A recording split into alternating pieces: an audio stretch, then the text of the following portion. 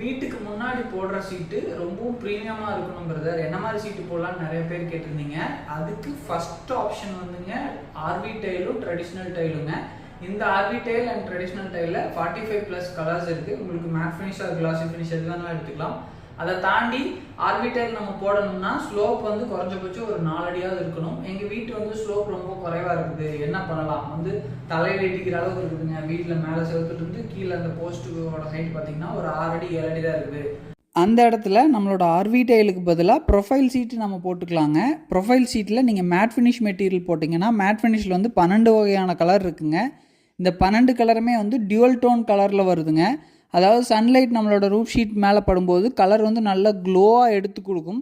இந்த மாதிரி matte finish மெட்டீரியலில் உங்களுக்கு ப்ரொஃபைல் ஷீட் வேணும் அப்படின்னா இந்த வீடியோவோட எண்டில் எங்களோட கரூர் கம்பெனி நம்பரும் நாமக்கல் கம்பெனி நம்பரும் கொடுத்துருக்கோங்க. இந்த வீடியோ பார்த்தா அத்தனை நண்பர்களுக்கும் நன்றி.